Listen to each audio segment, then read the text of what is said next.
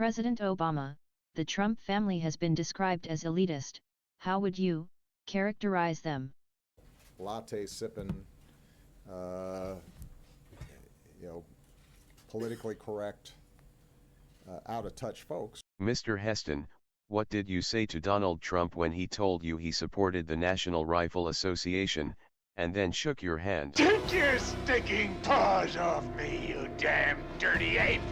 President Trump, why are your opponents variously describing you as a snake in the grass, a vile excuse for a human being, a lying cheat and an harasser of women? I've always been a no-good, rotten, disgusting scoundrel. Mr. Nicholson, thank you for taking time away from your National Guard duties. What would you say to President Trump, given his difficulty in accepting real facts? You can't handle the truth! Secretary Clinton, how does one emotionally deal with the kind of loss you experienced in the recent presidential election? To pull the covers over your head, yell at the television set. President Clinton, you and your wife Hillary have been through a lot. What's the one thing you've done that you would say has most kept the two of you together? I did not have sexual relations with that woman. Miss Mae West, Donald Trump has been accused of being inconsistent. What would you say to him if he told you he had just changed his mind? Does it work any better?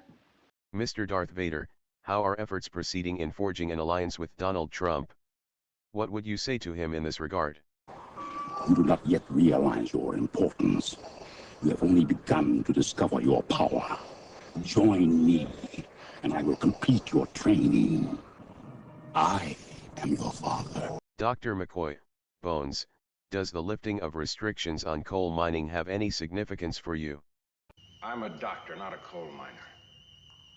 Senate Majority Leader McConnell, what is your opinion of the Senate Intelligence Committee? I strongly condemn the Senate Intelligence Committee, on which I and the chairman of the Armed Services Committee sit as ex officio members.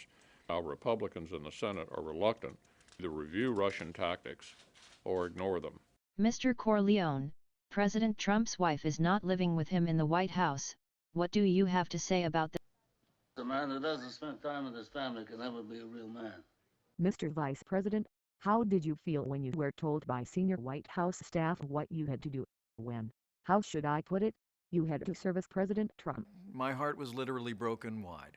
How did senior staff describe what it was you had to do on a daily basis? Bend the knee, bow the head, show compassion, and I need him more than ever. And he's really the center of my life. Donald Trump and I are both committed. Mr. O'Reilly, what did you say to people to put them at ease when they appeared on your show? We have beefed up places along the border to try to stop them. I'll boot you right off the set. That's what this building does. I'll boot you right off the set. But the people That's tough. It's tough. I'll boot you right off the set. We have to close the borders, make them tighter. I'll boot you right off the set. You've been around Hollywood a long time. You never expected to be treated fairly, did you? Of course not. No one.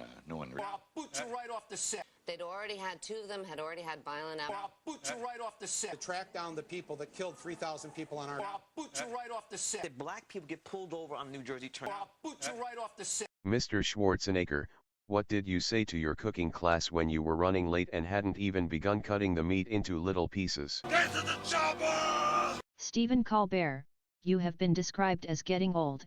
How do you react to that? Oh, there's snow on the roof, but there's a fire in the furnace.